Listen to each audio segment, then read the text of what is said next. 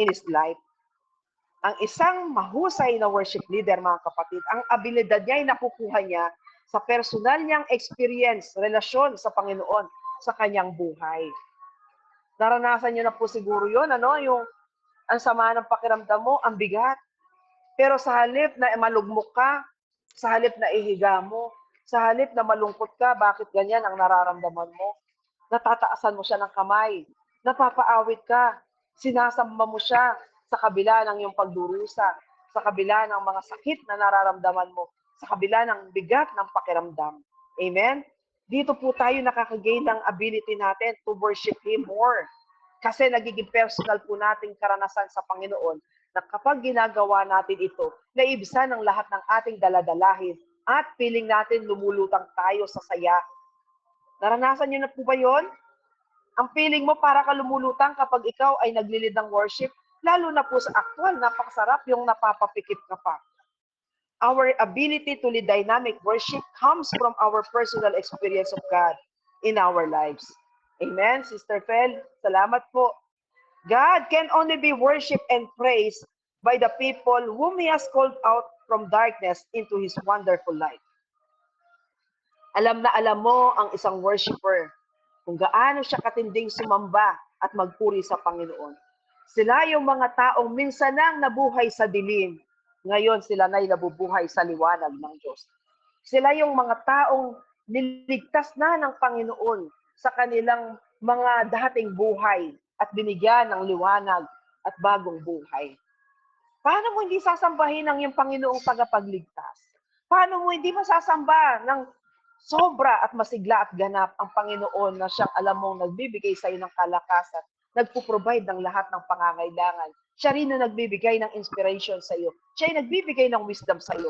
Kaya nga pag nag-worship ka, naglilid ka, kahit na may pinractice ka o kahit na may sulat ka, minsan hindi na nasusunod yun. Bakit? Overflowing. Ang presensya ng Holy Spirit sa iyo, inspired na inspired ka. Nilalagay ang tamang kataga at salita sa iyong labi. Ikaw nga, hindi mo kayang balikan yun. Maliban kung nakarecord at masasabi mo, ma-amaze ka, nasabi ko yun. Ang ganda naman ang masabi ko nung nag-lead ako ng worship. Bakit? Kasi nawawala ka na sa sarili mo dahil sa tindi ng nararamdaman mong experience sa Panginoon. We can only worship and praise God by the people whom He has called out from darkness into His wonderful light. Tayong lahat na naging makasalanan, tayong lahat na tao sa dilim dati sa luma nating buhay, tayo ngayon ang masigasig na sumasamba at nagbibigay papuri at pasasalamat sa ating Panginoon. We are able to worship God because He has touched our hearts and made His love known to all of us. Ang sarap magpuri sa Panginoon na hinipo na ang ating puso at ginawa niyang pulispos ito ng pag-ibig sa Kanya. Pinakilala niya kasi kung paano tamang magmahal at umibig. Paano mo hindi mapupuri at sasambahin ng Panginoon na sobrang umibig sa iyo? Sabi nga po, habang tayo'y makasalanan, namatay na sa atin ng Panginoon. Meron po ba kayong alam na taong labis na nagmamahal sa inyo, nagugustuhin mamatay dahil sa inyo? Siguro ang mga magulang natin, kung tayo ay nasa bingat ng kamatayan, pwede nilang i-donate ang bahagi ng buhay nila sa atin kasi labis lang nagmamahal. Pero lalo na ang Panginoon, habang tayo'y makasalanan. Mahirap mamatay sa taong matuwid, pero mas mahirap mamatay para sa taong makasalanan na katulad natin. Pero ang Panginoon sa labis ng pag-ibig, namatay siya habang tayo'y makasalanan. While we are still sinners, Christ Jesus died for all of us. That's why we are able to worship Him even more because He has touched our hearts and made His love known to us. Alam natin kung gaano tayo inibig ng ating Panginoon. For God so loved the world that He gave His only begotten Son, that whoever believes in Him shall not perish but have eternal life. Sapagkat gano'n na lamang po tayong inibig ng ating Panginoon na ipinagkaloob niya ang kanyang bugtong niyang anak upang ang sino mang manalig at manampalataya sa Kanya kailanman ay hindi na mawawala ng buhay.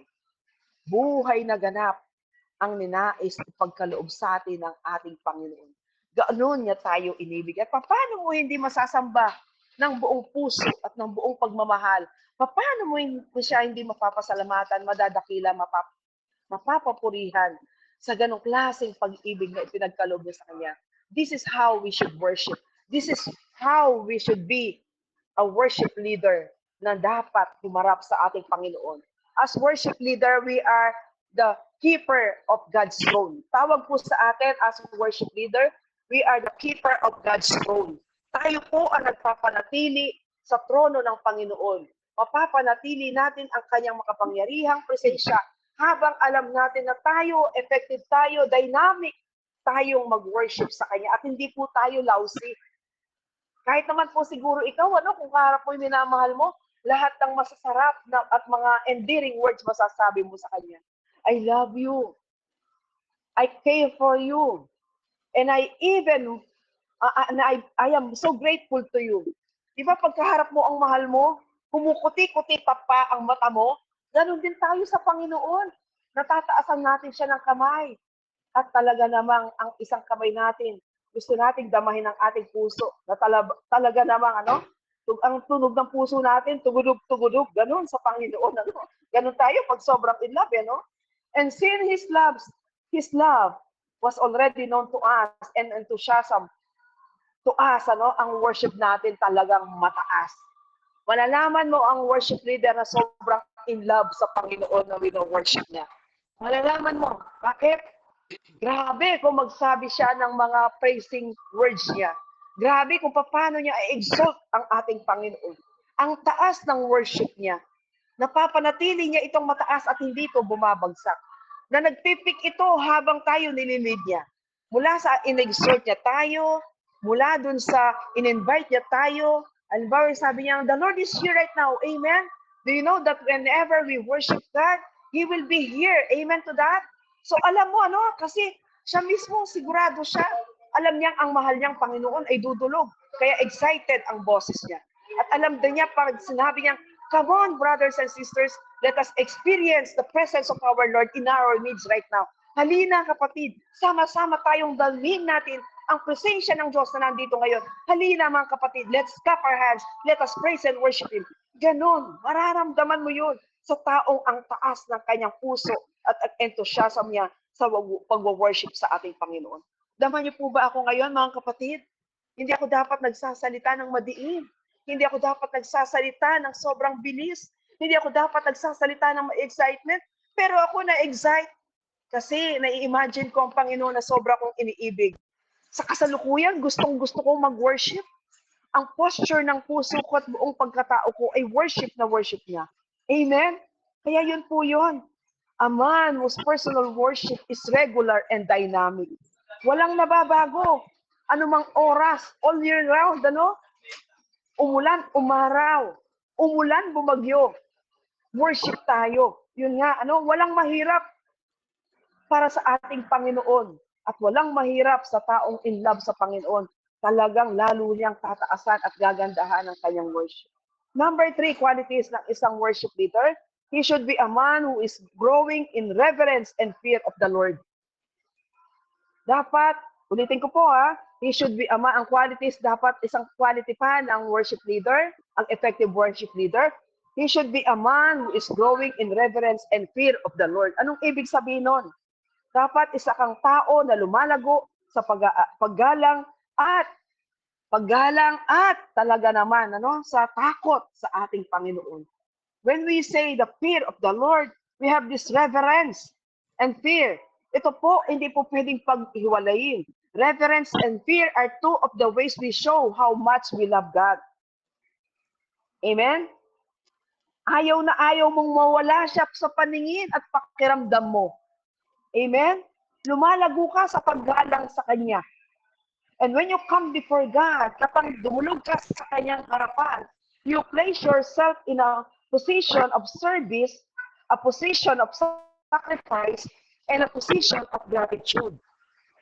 Ulitin ko, when you come before God, you place yourself in a position of service, a position of sacrifice, and a position of gratitude. Kapag lumalapit po tayo sa ating Panginoon, sa ating pag-worship, pagsamba at pagpupuri, inilalagay po natin ang ating sarili sa posisyon ng paglilingkod, sa posisyon ng pagsasakripisyo at posisyon ng pasasalamat at pagtanaw ng utang na loob. Yun po yun. Amen? Kaya wala tayong dapat distraction. Minsan nga, mangyayari, magkaka-aberya po yung ating music, hindi kagad lalabas, lalo na nagpinapatugtog yan. O kaya, hindi dumating ang manunugtog. Pero still, dahil ang taas ng reverence mo at fear mo kay Lord, walang magiging kulang. Lahat yan mapupunuan kasi ang estado ng puso mo ay praise and worship at nandyan palagi yan. Amen? Walang mawawala kasi ang posisyon mo ay paglilingkod. Ang worship po is the highest